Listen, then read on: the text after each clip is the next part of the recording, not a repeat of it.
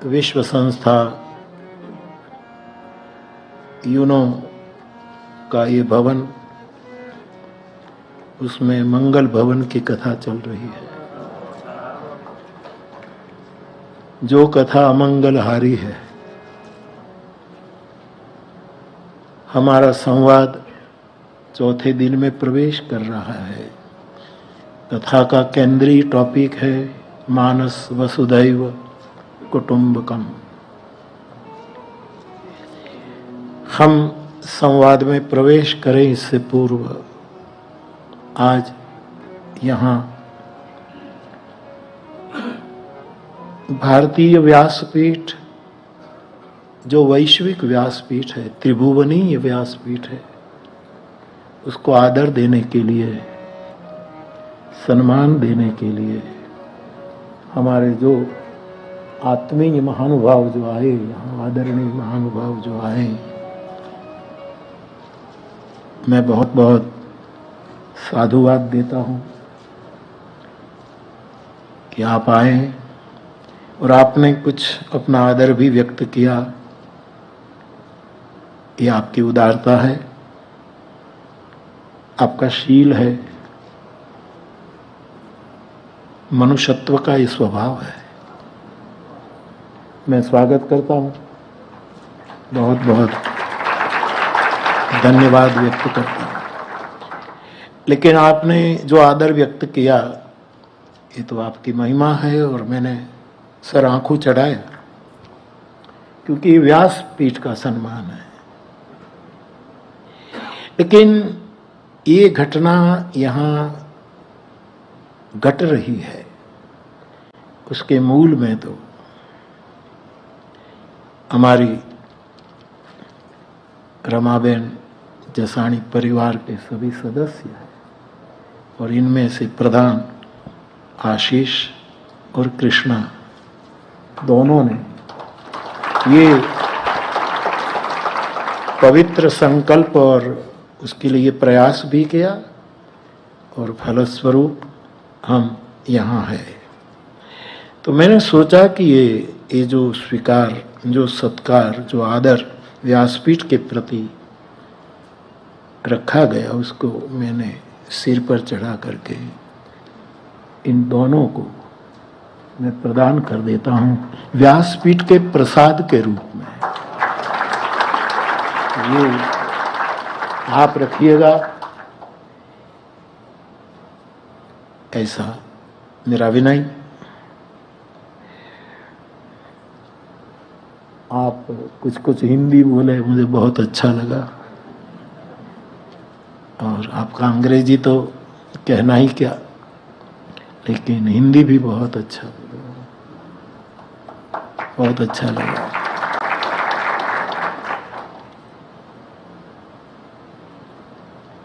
और दावे के साथ नहीं,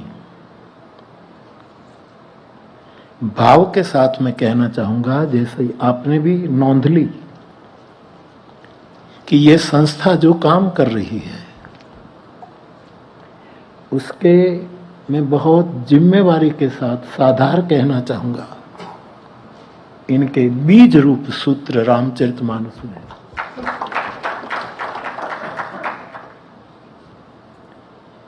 ये मैं बहुत जिम्मेवारी के साथ कहूंगा।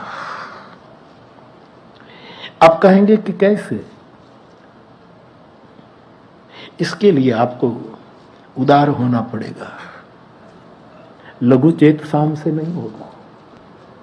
जिसका हृदय छोटा है,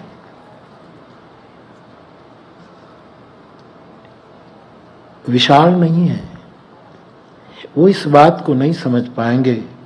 इसलिए हमारे देश की मनीषा कहती है, उदार चरितानाम तो वसुधैव कुटुंबकम। ये पूरा विश्व एक नीड़ है, एक आशियाना है, एक घोंसला है, इनमें चहकते हम सब पक्षी हैं। तो ये वैश्विक विचार जो भारत ने दिया, तो ये वसुधैव कुटुंबकम कौन मानेगा? इसके लिए चाहिए उदार चरितानाम। लघु चेतसाम से ये काम नहीं होगा। संकीर्ण दृष्टिकोण से घटना नहीं घटती, उदार विशाल दृष्टिकोण से।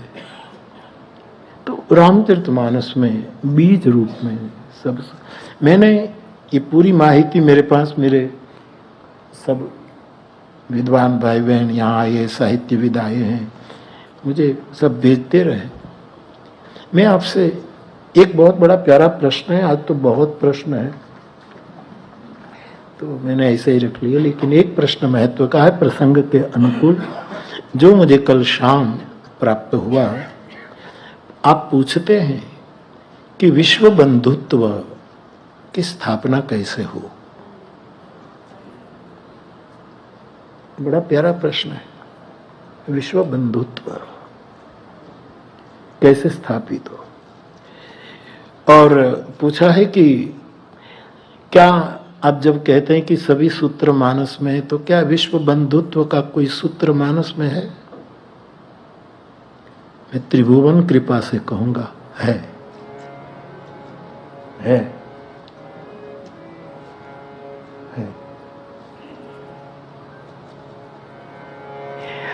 इतिहास से हम सब गवाह हैं। जय, 2 विश्व युद्ध हुए वाणी के कारण। केंद्र में, मूल में, गर्भ में जाओ, 2 विश्व युद्ध हम भोग चुके।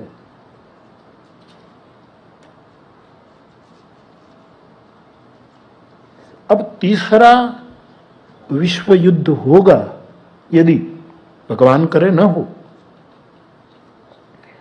तो वैज्ञानिक लोग कहते हैं कि वो वाणी के कारण नहीं होगा, पानी के कारण होगा। ये तो वैज्ञानिक सत्य है। ऑलरेडी 2 युद्ध वाणी के कारण। चलो आज की दुनिया में जहां हम जी रहे हैं, उस जगत का युद्ध केवल वाणी के कारण हुआ ऐसा नहीं। महाभारत का युद्ध भी, उसकी बुनियाद क्या है? वाणी, वाणी के कारण। रामचरितमानस में यद्यपि ये युद्ध के लिए नहीं था, विश्व से युद्ध मिटाने के लिए युद्ध था, ये भी याद रखें। राम मैदान में आए, कृष्ण मैदान में आए, और न चाहते हुए भी युद्ध करना पड़ा। क्यों? कि विश्व से युद्ध समाप्त हो जाए, इसीलिए हिंसा रुक जाए, इसीलिए। जैन परंपरा में भगवान महावीर ने 4 प्रकार की हिंसा बताई है। हिंसा 4 प्रकार की, अभी इसमें मैं न जाऊं। बड़ी प्यारी है ये बातें, और जब महावीर कहते हैं तो बहुत प्रासंगिक हो जाती है। तो क्यों विश्व बंधुत्व नहीं हो पा रहा? ये संस्था प्रयत्न कर रही, वैश्विक संस्था है। 193 मेंबर्स यहां बैठते हैं, विश्व के महानुभाव। फिर भी हम इतने शांत, और हमारा विकास विश्रामदायी क्यों नहीं बन रहा है? विश्व बंधुत्व क्यों नहीं हो? उसका सूत्र मानस में है,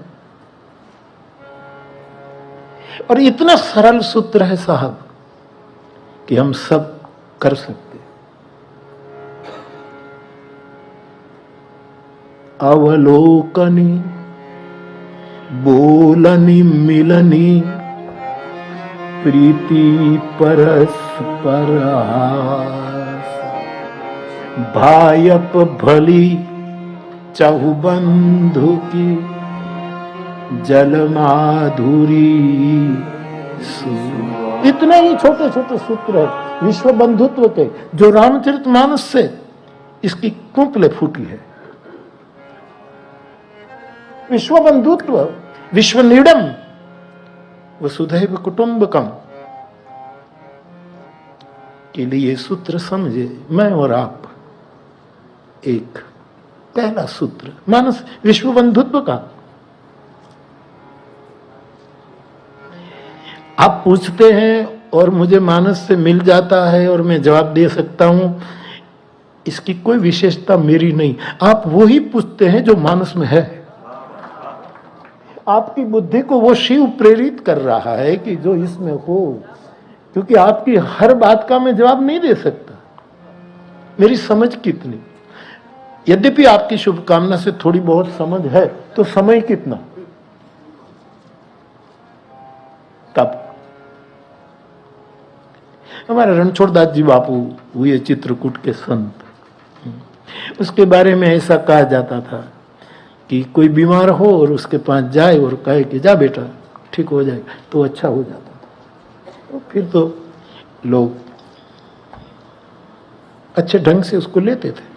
लेकिन जब रणछोड़दास जी बापू को पूछा कि आपके पास कोई बीमार आता है और आप आशीर्वाद देते हैं तो अच्छे होते हैं, तो ये तो हकीकत है, ये कैसे होता है? तो रणछोड़दास जी बापू ऐसे कहते हैं कि जो बीमारी से मुक्त होने वाले होते हैं वो ही मेरे पास आते हैं।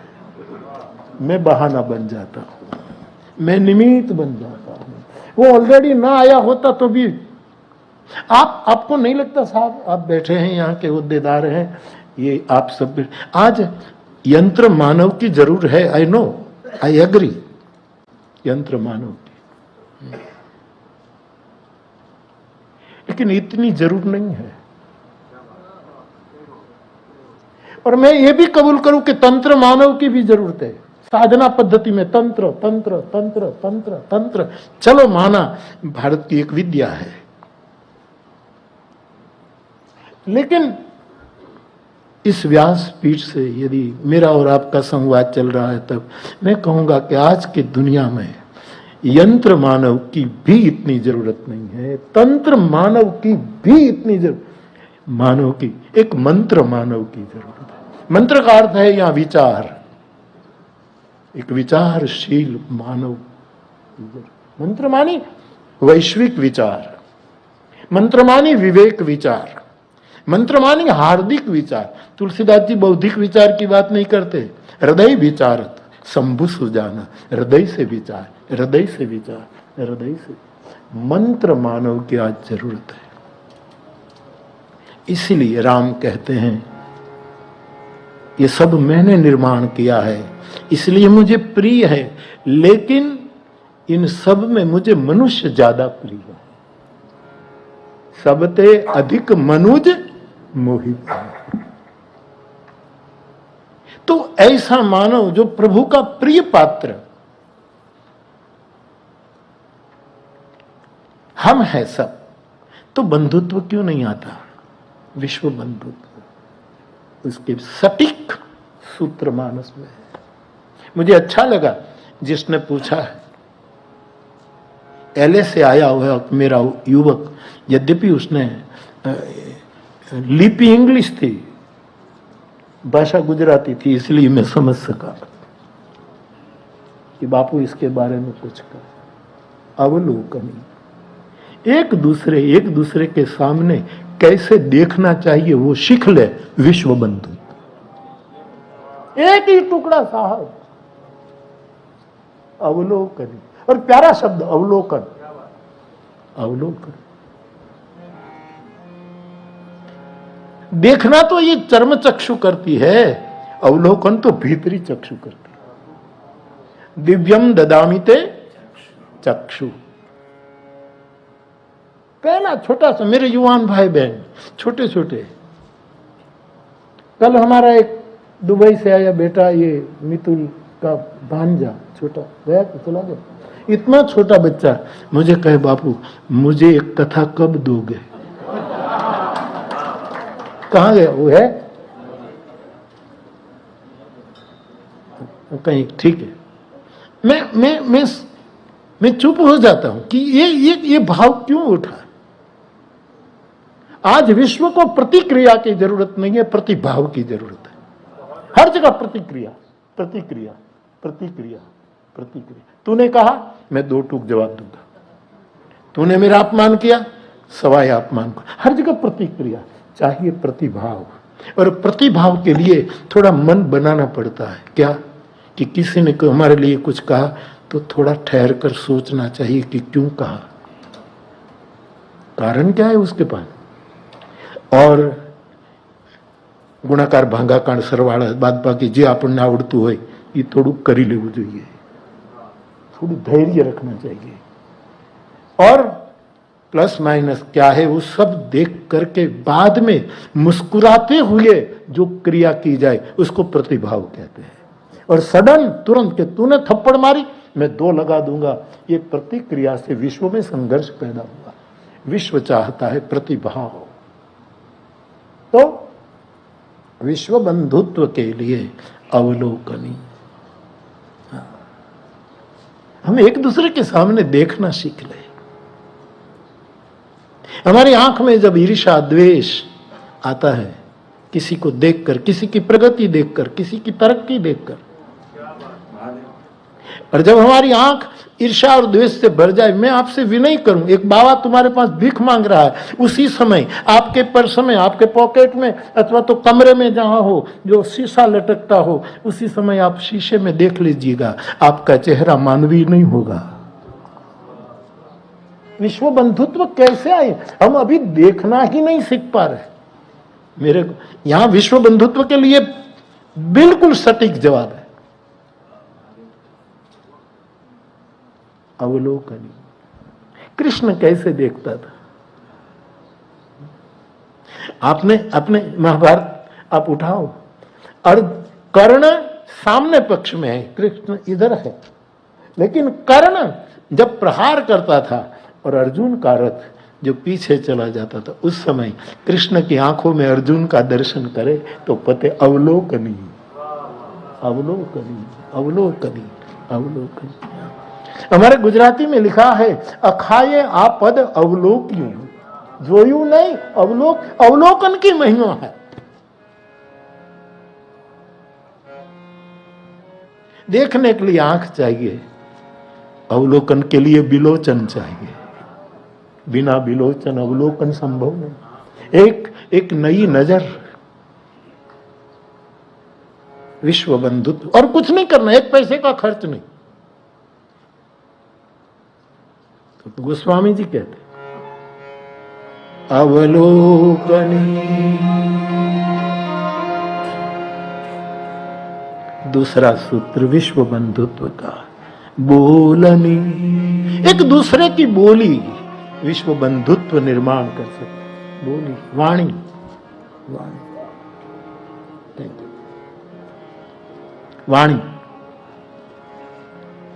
वेद में लिखा है वाणी गाय है। कल्पना कर शोभित भाई, वेद की महिमा ऐसे नहीं है। रूपक तो देखिए, भगवान वेद कहे इंसान की वाणी एक गौ माता है और गाय के 4 आंचल है, इसलिए वाणी के 4 प्रकार है। वहां से इस गाय को वेद के विद्वानों ने दोहा है, दोहा 4 आंचल।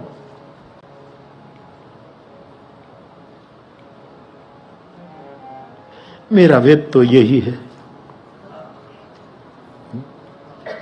उस वेद में हमारी औकात कहां, कैसे प्रवेश करें? लेकिन रहीम साहब कह गए, एक इस्लाम धर्म का बंदा कह गया, रामचरित मानस बिमल संतन जीवन प्राण हिंदुआन को वेद सम यवन ही प्रगट कुर्रान। ये वेद है, अवश्य वेद है। ब्रह्मा के 4 मुख से 4 वेद, ये वेद शंकर के 5 मुख से निकला है। यद्यपि महाभारत को हमने पंचम वेद कहा है, उसकी आरती उतारनी चाहिए, लेकिन ये भी विकट बेश मुख पंच पुरारी। तो वेद रूपी गाय, वाणी रूपी गाय के 4 आंचल भगवान वेद कहते हैं। तो मेरे लिए तो ये वेद है। कैसी वाणी? बोलनी, बोलनी, विश्व बंधुत्व के लिए कैसी वाणी? ये आंचल 4 है, मानस में लिखा है 4 प्रकार की वाणी।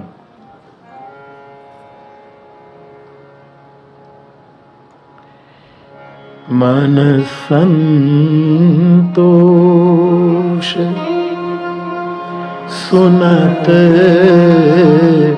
एक कपि बानी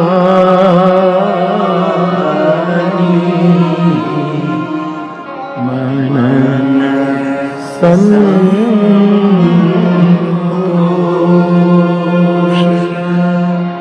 सुनत कपि बानी। सुंदरकांड की पंक्तियां आप जान गए। हनुमान जी और मां जानकी का मिलन होता है। जानकी जी बहुत दुखी है और उसको ढाढ़स देते, राम का प्रेम संदेश देने के लिए आए हनुमान जी। मां को समझाते, पूरे प्रसंग में अभी नहीं जाना, लेकिन हनुमान जी वेदविद है, विद्वान है। वाल्मीकि रामायण में लिखा है, जब हनुमान जी राम जी को पहली बार मिलते हैं तब जिस रूप में वो बोलते हैं, भगवान राम चुप हो जाते, लक्ष्मण जी को कहते हैं कि ऐसा विद्वान मैं पहली बार सुन रहा हूं। ये आदमी की वाणी में एक स्खलन तक नहीं है, इतना बुद्धिमान है। इसलिए तो विश्वामित्र कहते बुद्धिमताम वरिष्ठ। तो बाप, वाणी गाय है। गो मानी इंद्रिय, गो मानी गाय भी। गो इंद्रिय, दिशाओं को भी गो कहा हमने। गो इंद्रिय दिक वाक, वाणी को भी गो कहा। गो इंद्रिय दिक वाक जल, पानी को गो कहा। गो इंद्रिय दिक वाक जल स्वर्ग, स्वर्ग को गो कहा। गो इंद्रिय दिक वाक जल स्वर्ग, वज्र को गो कहा और पक्षी को भी गो कहा।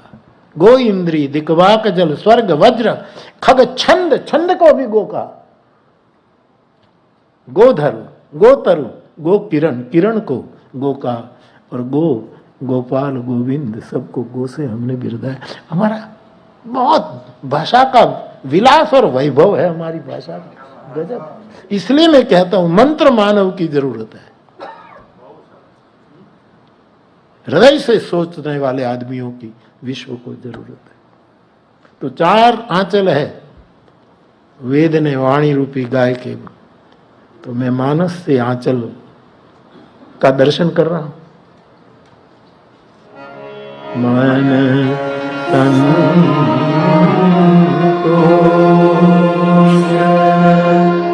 सुनत कपि बानी। पहला आंचल भगति, दूसरा आंचल प्रताप, तीसरा तेज, चौथा बल। वाणी के 4 प्रकार सा। पहला प्रकार वाणी का भक्तिमयी वाणी। और भक्तिमयी वाणी किसकी होती है? भक्ति यहां तिलक कर लेना, माला जपना, ये सब कुछ अच्छा है। दरखा रखना, घुमाना, ये सब अच्छा है। लेकिन भक्ति की वाणी का मतलब केवल छोटा न किया जाए। भज धातु सेवायाम है संस्कृत में। जो समाज की, विश्व की सेवा करता है वो भजन करता है। और सेवा रूपी भजन जिसका बढ़ता जाए, बढ़ता जाए, बढ़ता जाए, उसकी वाणी में भक्ति आ जाती है। मैं कथा कहूं, आप सुन रहे, ये चलो नवदा भक्ति का एक प्रकार जरूर है, लेकिन हमारी क्षमता के अनुसार हम समाज की सेवा करें। हमारे पास जो परमात्मा ने दिया है उसका दशांश करें। 10 कविता शोभित भाई गजल लिखो तो 1 गजल ईश्वर को दे दो। 10 व्याख्यान करो तो 1 व्याख्यान कृष्णार्पणमस्तु। यानी मतलब कि मेरे ठाकुर के लिए मैं बोल रहा हूं, मेरे प्रभु के लिए मैं बोल रहा हूं। वाणी गुणानुकथने श्रवणम कथायाम, भागवतकार कहते। बाप,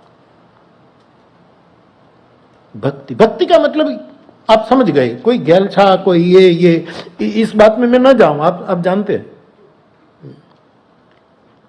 जो समाज की सेवा करता है, अपने पास परमात्मा की दिया हुआ जो सामर्थ्य है, इस सामर्थ्य से स्वधर्म समझ करके विनम्रता से जो समाज की सेवा करता है, इस सेवा रूपी वजन जिसका दिन प्रतिदिन बढ़ता है, उसकी वाणी में भक्ति आती है।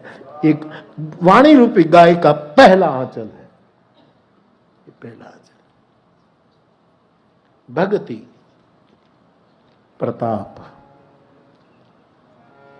भक्ति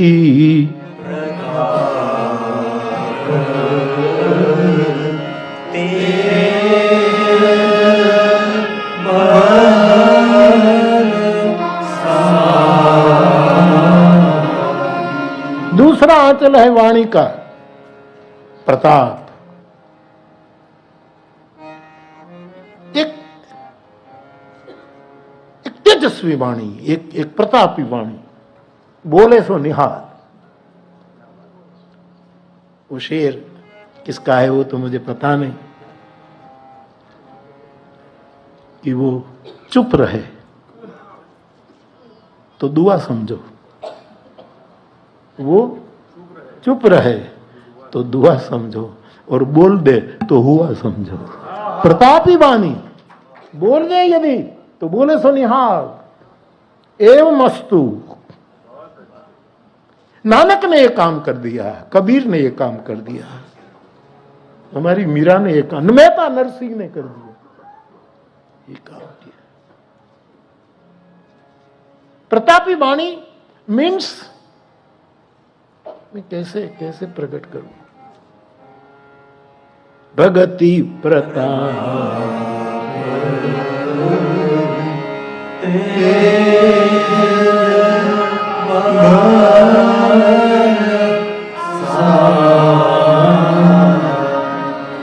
केवल दो शब्द हिंदुस्तान के आजादी का बीज बन गया। वाणी का प्रताप देखो, क्विट इंडिया, बात खत्म, कोई लंबा चौड़ा लेक्चर नहीं, हिंद छोड़ो। और भारत को आजादी मिली और स्वतंत्रता का संदेश पूरे विश्व में महात्मा गांधी की ओर से गया।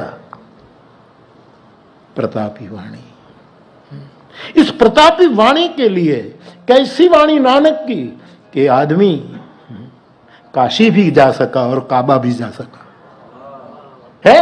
ये साहस चाहिए। आज तो लोग ताक रहे हैं कि कब पकड़ा जाए, कब निंदा की जाए, कब आक्षेप किया जाए, कब अपराधी किया जाए, लेकिन प्रतापी वाणी कभी रुक नहीं सकती। श्री हनुमान जी की वाणी प्रतापी है, ऐसी प्रतापी कि जानकी जी का ताप का हरण हो गया। मन संतोष, राम के विरह में रो रही जनक नंदिनी, हनुमान जी की वाणी सुनकर मन संतोष, एक तसल्ली। बेटा भले भले आयो तू, भले आयो मारो बाप, भले आयो बाप, भले आयो, भले आयो।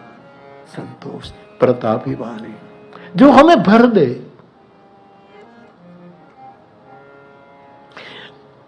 मैं तो इतनी सालों से बोल रहा हूं, यहां शब्द के कितने उपासक इन दिनों में है, ये सब जानते हैं कि वाणी के पास शब्द तो है लेकिन स्पर्श भी है। खाली शब्द, वाणी टच करती है, टच करती। आदमी रोने लगता है, आदमी मुस्कुराने लगता है, आदमी की आंखें भर जाती वाणी सुनते। जासु वचन रवि कर निकर, ये वाणी की महिमा है। प्रतापी वाणी, कायर की वाणी नहीं, एक उद्घोषणा। अशोक का एक वाक्य है, मुझे बहुत प्रिय है। अशोक कहते हैं कि घोषणा करनी है तो छोटी नहीं करनी, निम्न नहीं करनी, सबसे ज्यादा घोषणा करनी कि अहम ब्रह्मास्मि, जिसका जो अर्थ करना सो करो। और छांदोग्य उपनिषद का सूत्र है, नाल्पे सुखम अस्ति, हमें कम में सुख नहीं, हमें पूरा चाहिए। इसलिए कबीर ने कहा, कह कबीर मैं पूरा पाए। घोषणा तुच्छ क्यों, अब करनी ही है तो पूरी करो। एक इस्लाम धर्म के एक बंदा ने घोषणा यही कर दी, अनल हक, उसको मार दिया गया। कबीर को कोई मार नहीं सका, अहम ब्रह्मास्मि कहने वाले ऋषियों को कोई मार नहीं सका। इसके लिए हिम्मत चाहिए। प्रतापी वाणी की ये घोषणा है, मैं ब्रह्म हूं, शंकर कहते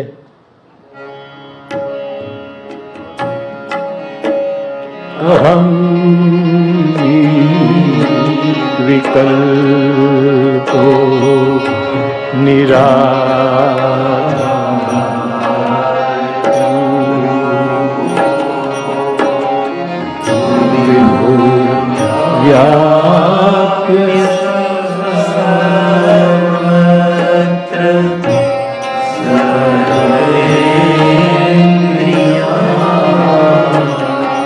और ये ऐसी वाणी कोई धर्म जगत वालों के पास हो या अध्यात्म जगत वालों के पास हो, राजनैतिक आदमी के पास हो या किसी भी, ऐसा नहीं है। ये आशीष मुझे कहता था कि बापू एक मंजूरी मांगे तो 5 प्रश्न पूछे कि इसकी मंजूरी नहीं होगी, लेकिन जैसे जैसे मैं विनम्रता से कहता गया 2-3 दिन में वो हाँ कहते गए। प्रतापी वाणी। अब साहब कह रहे थे आदरणीय महानुभाव कि 3 साल में बापू एक बार फिर आए। मेरे लिए यूनो और ऊना बेहरखू है। लेकिन एक घटना हुई, इसके पीछे वाणी काम कर गई होगी, वरना कैसे हाँ कहते। बहुत मुश्किल काम था।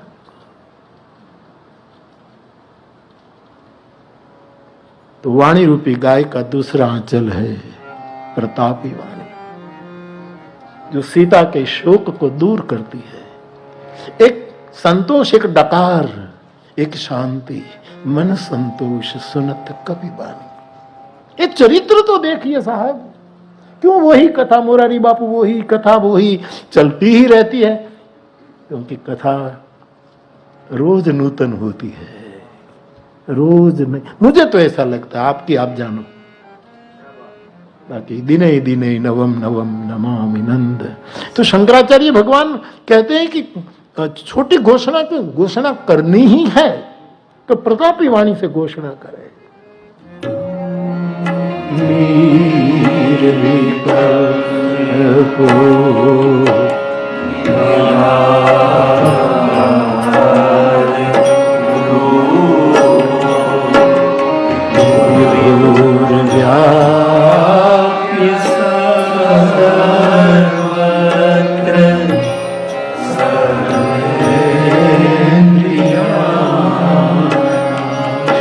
सदा में समत्व न मुक्ति न बंधव चिदानंद शिवो शिवो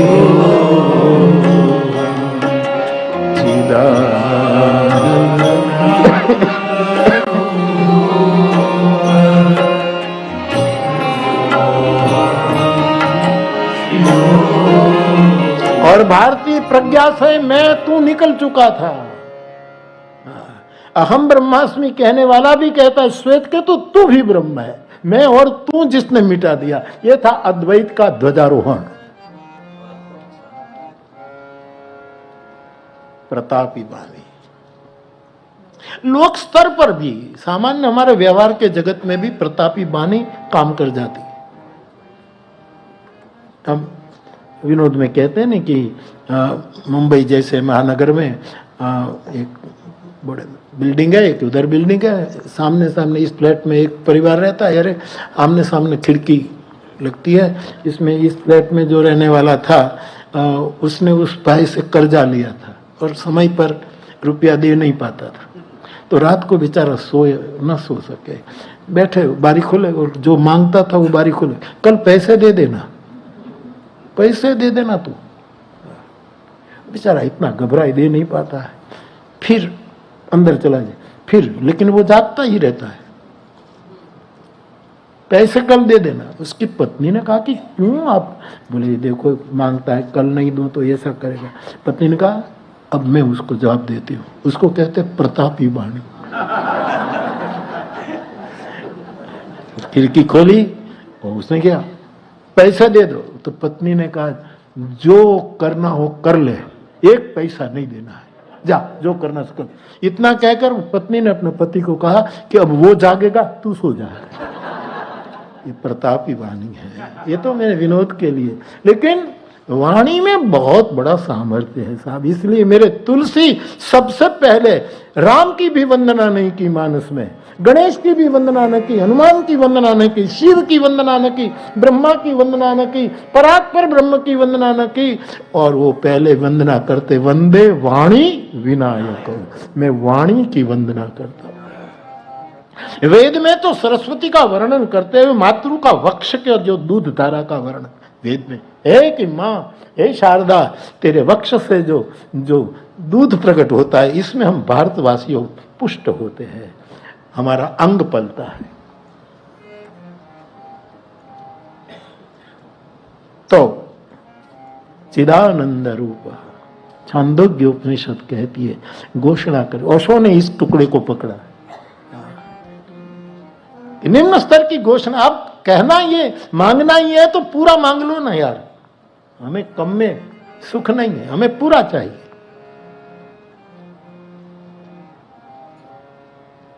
मन संतोष सुमन ये कपीवा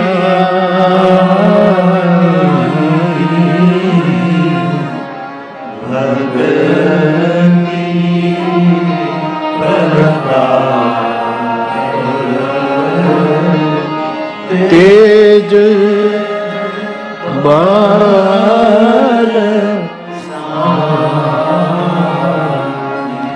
तीसरा आंचल है वाणी रूपी गाय का, भगति प्रताप तेज, वाणी में तेज हो। और मुझे कहने दो, तेज तप के बिना नहीं आता, ये नियम है।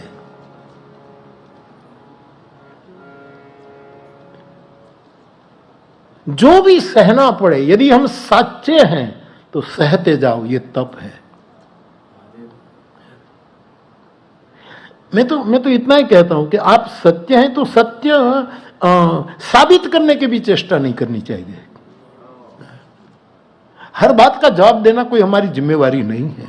ओशो ठीक कहते हैं, मैं किसी के प्रश्नों का जवाब नहीं देता, मैं जागरूक करता हूं। जवाब मेरे पास नहीं है, मेरे पास जागरण है। जागो तो जागो।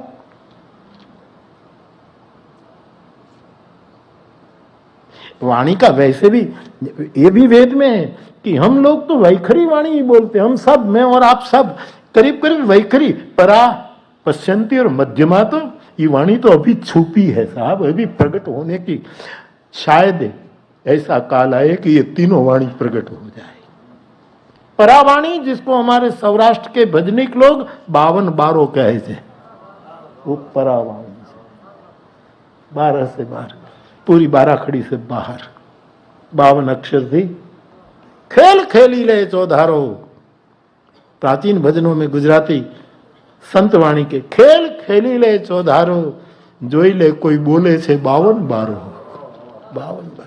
कोई गाली देने युवान भाई बहन तो समझना कि 52 अक्षर में से ही गाली देता है, 52 के बाहर से गाली दे तो माने। ये है सामर्थ्य की बात। इसके लिए चाहिए परावाणी। ये तो अभी छुपी है, पर्दे में है। संगीत के समर्थ गायक पंडित ओमकारनाथ की भैरवी इतनी प्रसिद्ध रहती थी, लोग मांग करते थे कि पंडित जी भैरवी भैरवी, तो पंडित जी एक ही बात कहते थे कि शांति रखो, वेट करो, भैरवी अभी श्रृंगार सज रही है। ऐसा पंडित, ऐसे परावाणी की प्रतीक्षा है विश्व को, उसकी प्रतीक्षा। हम तो सब वैखरी, ये वेद की बात कहते। आप कहेंगे तो कल मैं वेद का मंत्र भी ला करके आपको बता दूंगा कि वाणी का आप देखो, खास करके ऋग्वेद। परावाणी वो है जो 52 बार बोलता है।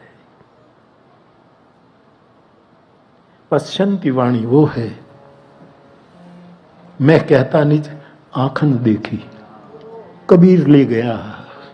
पश्चंती यम योगी, जो जिसको दिखता है कि ये ये है, ये है, और बोलता जाता है। उसको पश्यंती, अभी अभी पर्दे में है, पश्यंती श्रृंगार सज रही है, परावाणी मेकअप कर रही है, सज धज के तैयार होनी, और वो भी काल आएगा। मेरा तो सपना बपना नहीं, मेरा ऐसा मान, मुझे सालों से लोग पूछते, कहते भारत का भविष्य कैसा लगता है। मैं कहता भारत का ही नहीं, पूरे विश्व का भविष्य मुझे बहुत उज्जवल दिखता है। आप प्रमाण मांगे तो मेरे पास कोई प्रमाण नहीं है, बाकी मेरे अंतःकरण की प्रवृत्ति मुझे कहती है कि विश्व का, ये सब वाणी छूटेगी जब साहब, का तो सागर के तरंग शांत हो जाएंगे और शांत सागर में तरंगे पैदा हो जाएंगे। ये वाणी की महिमा है। तो पश्यंती जो देख देख कर बोलता है, परा जो 52 बार, और मध्यमा जो मौन रहकर बोलता है, चुप रहकर, मौन रहकर। गंगा सती कहती हैं, समझी न रही है चुप, इतना ही टुकड़ा मध्यमा का। मरने आवी ने धनलो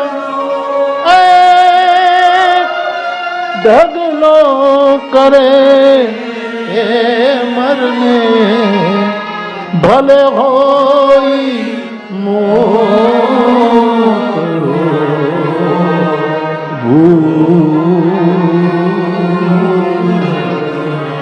कुपात्रनी आगळ पणवाई वस्तु न गोरिए, समझी न रही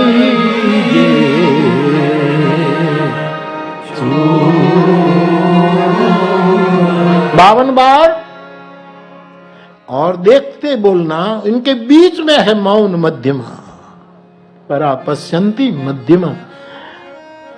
हम तो वैखरी में अपना काम कर लेते हैं साहब। भगति प्रताप तेज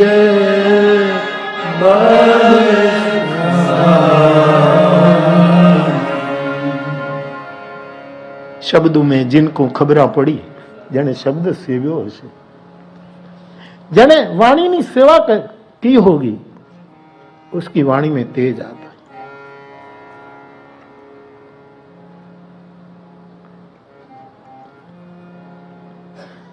एक मथुरादास बापू थे, तुलसी श्याम के जंगल में घूमते थे मथुरादास। मैंने भी उसकी यानी आखड़ी जोई छे। आखड़ी હવે મારે એનું અંગ્રેજી तो नहीं था आखड़ी नो, एक आखड़ी मानी जहाँ शेर रात को विश्राम करते तो पता लग जाता है कि यहाँ 2-3 शेर बैठे। तो मथुरादास बापू बैठते और उसके अगल बगल में शेर बैठते। सुबह में कोई मालधारी निकलता, लगे कि बापू यहाँ बैठे होंगे। वो जब बोलते थे तो वृक्ष पशु पक्षी सब जागने लगते हैं। और बोलता था क्या वो, राम हो कृष्ण हो, राम हो कृष्ण, 2 ही शब्द बोलते थे। हमारे महुआ तक आते थे मधुरादास बाबू। वाघनगर में एक पंजाबी, नदी के तट पर पंजाबी गृहस्थ का आश्रम है, वहां आते थे। वाणी में तेज है, वाणी अजवाळू करे। अजवाड़ा रे हमारे अजवाड़ा, हमारे गुरुजी आया ने हवे हमारे घरे अजवाड़ा, प्रकाश प्रकाश प्रकाश। भगति प्रताप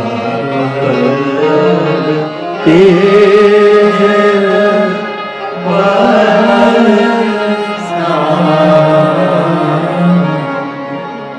वाणी रूपी गाय नो, गाय का चौथा आंचल है बल। वाणी में बल हो, उसकी वाणी में बल होगा जिसको फल की अपेक्षा नहीं। कृष्ण की वाणी में इतनी ताकत क्यों है? जो आदमी बैठ चुका था, हथियार फेंक चुका था, उस आदमी को कैसी वाणी, बलवती वाणी बोला गोविंद कि वो खड़ा हो गया। करिष्ये वचनन तब, मैं करूंगा, मैं करूंगा। कल एक प्रश्न सुबित भाई, एक प्रश्न, बापू आप मोक्ष की व्याख्या क्या करेंगे? ये पाश्चात्य विद्वानों को तो मैंने पढ़ा नहीं, कभी कभी आपके प्रवचनों से सुन लेता हूँ कहीं, तो मार्क्स क्या कहता है, फला क्या कहता। किसी ने कहा कि जगत धन से चलता है, किसी ने कहा कि यार जगत काम युक्त है, तो उसको इतना तो कहना चाहिए ना कि भाई ये दोनों बात हमारे ऋषि मुनियों ने भी ली है, अर्थ और काम दोनों रखे हैं हमने, लेकिन प्रथम धर्म रखा है और आखिर में मोक्ष रखा है। इन दोनों के बीच में अर्थ और काम है। तो भारतीय मनीषियों ने कोई कमी, अपने गुजराती में कहे कांई घटे नहीं, कांई घटे नहीं, कांई घटे, पूरा था। और हद है। मेरी तो मुक्ति की व्याख्या इतनी कि धन की आसक्ति मिट जाए, अर्थ की आसक्ति मिट जाए, काम संयमित हो जाए, और कृष्ण के कहने पर धर्म छोड़ने की बात आवे तो धर्म भी छूट जाए, सर्वधर्मान, धर्म भी छूट जाए, अर्थ भी छूट जाए, काम भी छूट जाए, बाद में जो बचे उसका नाम मोक्ष है। ये तीनों से ऊपर उठ जाना, बाकी जो रहे उसको मोक्ष नाम दो, मुक्ति दो, निर्वाण, जो आपको इच्छा दो। बलवती वाणी, बलवान वाणी उसी की होती है जिसकी वाणी के पीछे सत्य की गहराई हो। Where the words come out from the depth of the truth. कविवर रविंद्रनाथ टैगोर। मुझे परमात्मा उस ऐसी स्वतंत्रता दे, मेरे देश को ऐसी स्वतंत्रता का जागरण करा कि जहां शब्द सत्य की गहराई से निकलते हो। ये बलवती, किसकी वाणी में बल होगा? जिसकी वाणी के पीछे सत्य होगा, और सत्य भी प्रिय सत्य होगा। सत्यम ब्रूयात प्रियम ब्रूयात। तो वेद रूप कहते हैं वाणी रूपी गाय के 4 आंचल हैं, वो भक्ति, प्रताप, तेज और बल। बलवती वाणी उसको कि बोले फिर मिथ्या नहीं हो सकती। वो बोले कि शास्त्र में है तो शास्त्र, रामकृष्ण परमहंस कभी बोलते थे तो कहते हैं वेद ऐसा कहता है, वेद ऐसा। कोई विद्वान बंगाल के बड़े बड़े विद्वान जो उसको शुरुआत में नहीं मानते थे, वो कहते हैं कि आप एमनम फेंके जाओ। कहाँ वेद में ये कहाँ लिखा है? कहाँ लिखा है?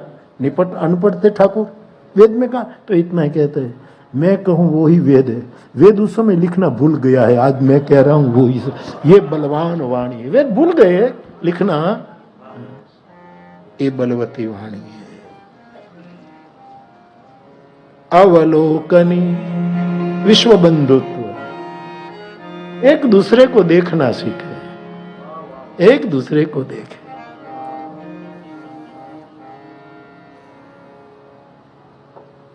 तन भी सुंदर, ऐसे देखो, तू भी अच्छा, तेरा शरीर अच्छा, तेरा जीवन अच्छा, तेरा मन अच्छा, तू सुंदर है, हम क्यों निम्न बातें करें?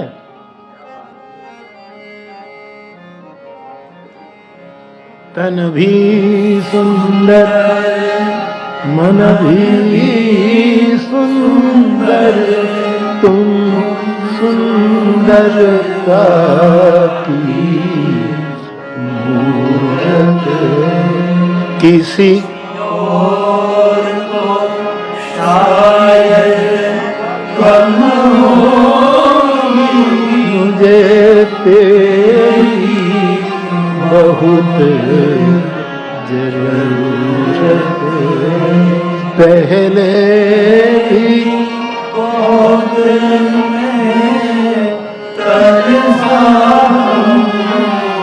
अब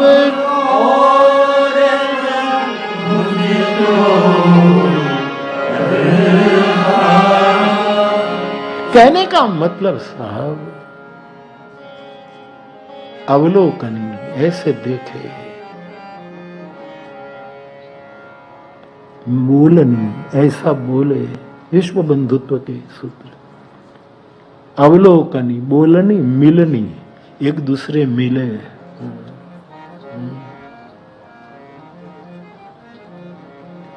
जिंदगी भर के, दुनिया भर के, इसका शेर है ना, दुनिया भर के युद्ध, दुनिया भर का युद्ध समाप्त हो जाता है, दिल मिला लेते अगर हाथ मिलाने वाले। यहां जब इकट्ठे होते होंगे तो सब हाथ नहीं मिलाते होंगे, लेकिन सबके बीच में टेबल रहता है। दिल मिला लेते अगर हाथ मिलाने वाले। मिलनी, हम मिलना भूल गए यार, मिलना भूल गए, हम देखना भूल गए, हम कैसे बोलना चाहिए वो भूल गए। विश्व बंधुत्व क्यों दूर नगरी हो गई? सूत्र तो सीधे साधे है। विश्व को छोड़ो ने, अपने घर में तो बंधुत्व हो, अपने 4 व्यक्ति का परिवार हो, इसमें हम ठीक से नहीं कर पा रहे। एक दृष्टांत दूं, इजाजत है? अच्छा ठीक, थैंक यू। एक गांव था, एक बहुत बड़ा वृक्ष था, गांव का देवता बन गया था ये वृक्ष।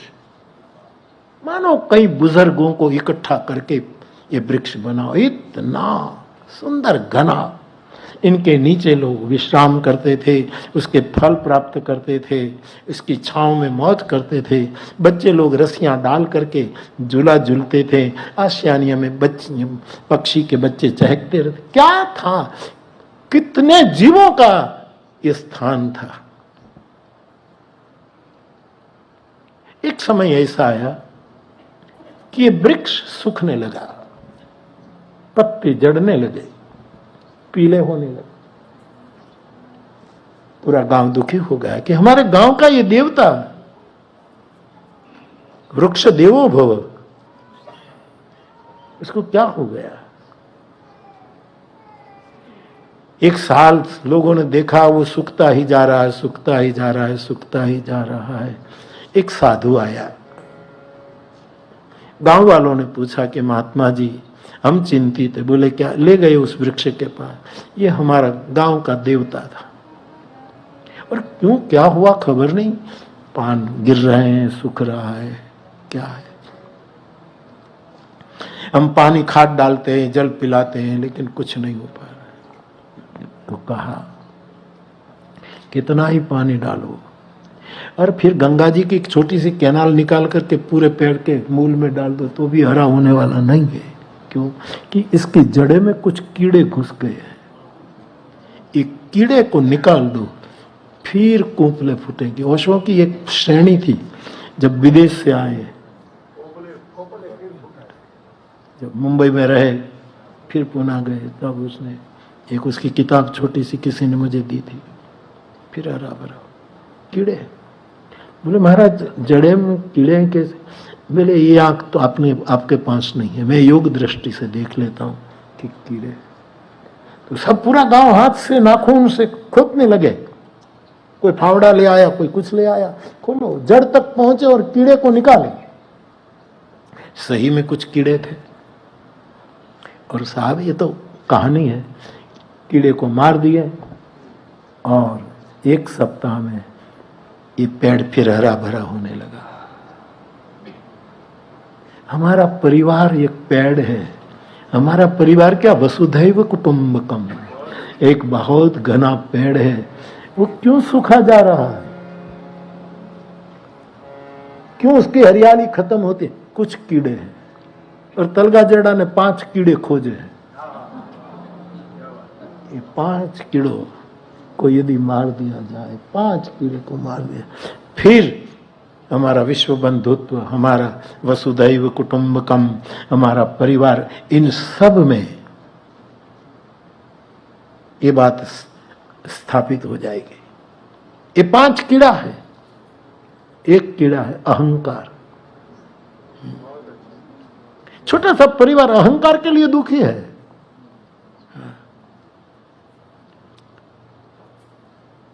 एक बेटा जवान हो गया तो उसको बाप को कहने लगे कि पिताजी अब मैं आपके साथ नहीं खाऊंगा, मैं बड़ा हो गया, नहीं आपके साथ। अब धीरे धीरे खाते हैं, आपके साथ नहीं खाऊंगा, आपका टेस्ट भी लगे, मेरा टेस्ट भी लगे, तो मुझे नहीं खाऊंगा। तो बेटे बाप ने क्या कहा, वो अहंकारी हो गया, पढ़ा लिखा, बाप ने पढ़ाया, अमेरिका भेजा था, मैनहट्टन में रहता था।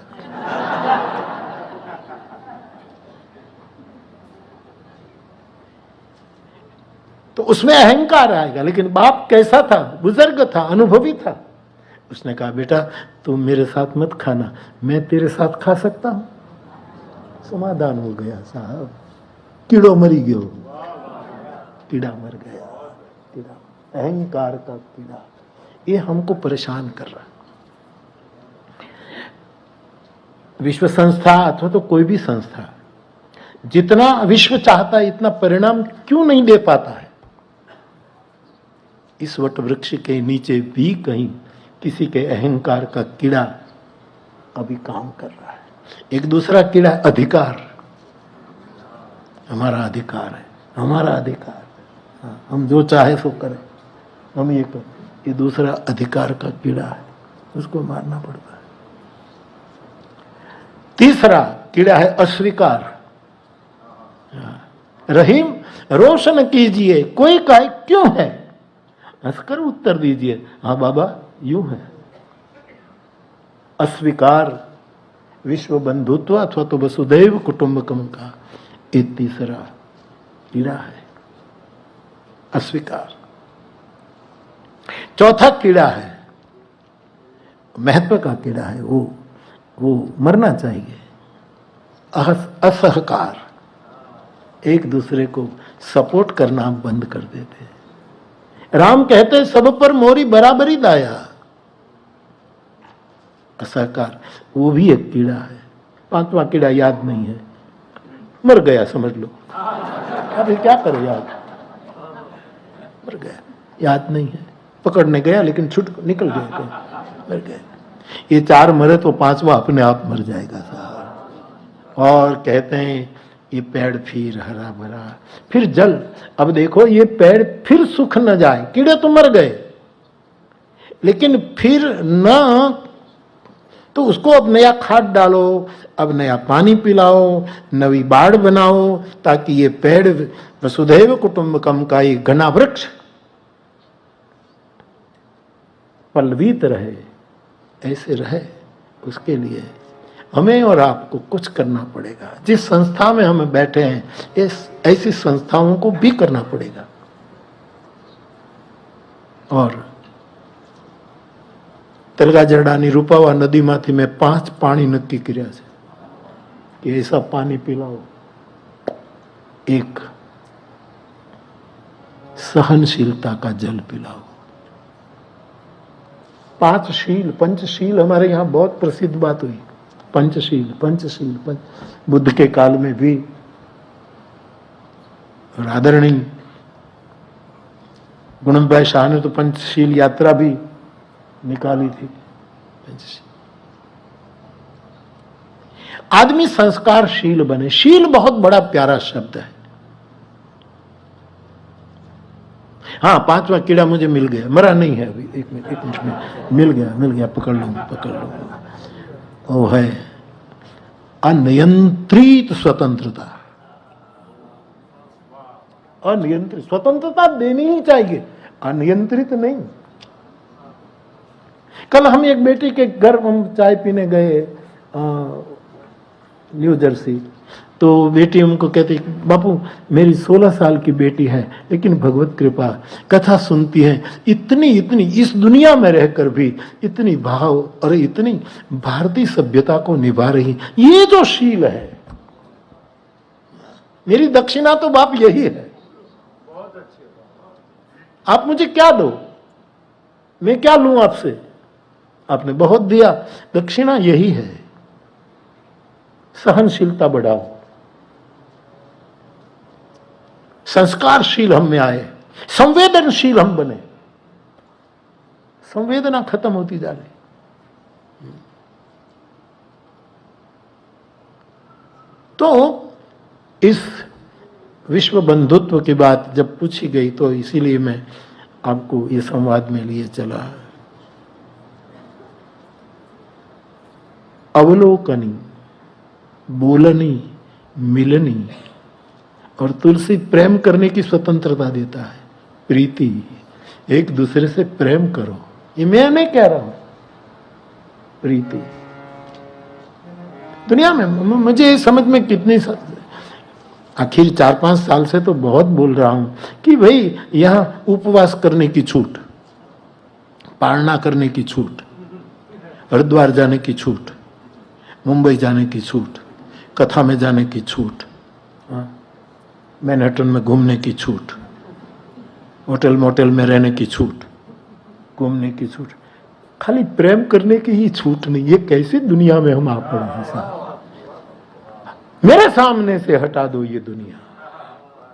कभी ये पुकार उठा, प्रेम चाहिए। वो तुलसी ने लिखा, प्रीति, विश्व बंधुत्व के लिए प्रेम चाहिए और प्रीति परस्पर, एक दूसरे के प्रीति सेतु बने, ब्रिज बन जाए। અને હવે તો એવા બ્રિજ બને છે